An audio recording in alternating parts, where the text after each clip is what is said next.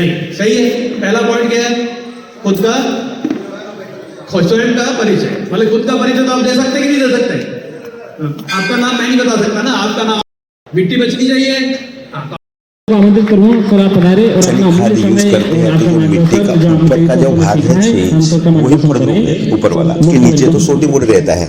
अभी हुआ क्या कि हम खाद यूज करते हैं, उसमें यूरिया है, SSP है, DAP है, ऐसे खादें यूज करते हैं। तो जैसे यूरिया में 46% नाइट्रोजन है, तो 54% क्या है किसी को भी पूछो तो पता नहीं है। ऐसे ही सिंगल सुपर फॉस्फेट में 16% है, तो 84% क्या है वो पता नहीं। ऐसे ही DAP में 18% नाइट्रोजन, 46% फॉस्फोरस और दूसरा क्या है तो किसी को पता नहीं चलता है। होता क्या है कि नाइट्रोजन डाला तो वो तो यूज हो जाएगा, बाकी की जो क्षारीय रॉ मटेरियल है जो रोड के ऊपर इस्तेमाल होती है वो चीज होती है साथ में। अभी यूरिया तो यूज हो गया, सिंगल सुपर फॉस्फेट यूज हो गया, DAP यूज हो गया, तो जो क्षारीय मटेरियल है हमारी मिट्टी में पड़ा रहता है। अभी कब से यूज करते हैं तो 1968 से यूज करते हैं। जब जब आपने यूज किया तो वो चीज मिट्टी के दो कण के बीच में फंसती गई, धीरे धीरे धीरे हुआ मिट्टी कड़क हो गई, तो जमीन का जो टेक्निकल पॉइंट है वो सारे चेंज होने लगे। क्या हुआ, मिट्टी कड़क होने की वजह से ऑक्सीजन का जो लेवल है नीचे जाना कम हो गया, यानी CO2 कम हुआ। जहां ऑक्सीजन नहीं जाता वहां विषाणु हावी होती है, जमीन जन्य रोग। आज कहीं पे भी देखो लोगों को बहुत खर्चाड़ खेती हो गई, बहुत सारी बीमारी आती है, तो विषाणु हावी हो गए।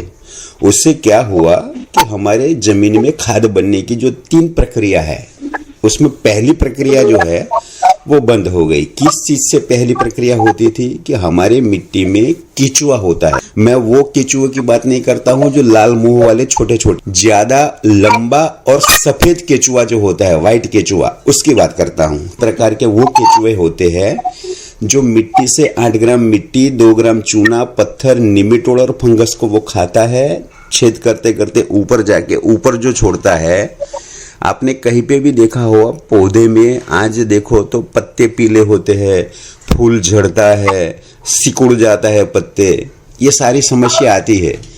क्या होगा कि एक पौधे को आके घटक चाहिए, उसमें से 17 प्रकार का घटक ये केचुए के माध्यम से बनता था।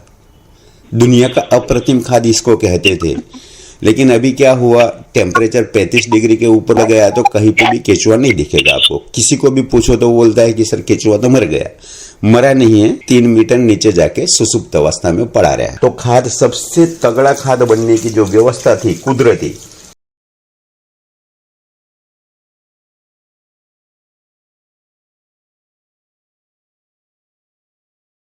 बहुत बहुत धन्यवाद। और यही चाहता हूँ कि एक बार कंपनी विजिट जरूर करें। बाकी कॉन्सेप्ट तो सारा सर ने ले लिया है, तो हमारे लिए बोलने का कुछ, सर जब आते हैं तो ऐसी ट्रेनिंग बार बार होना चाहिए।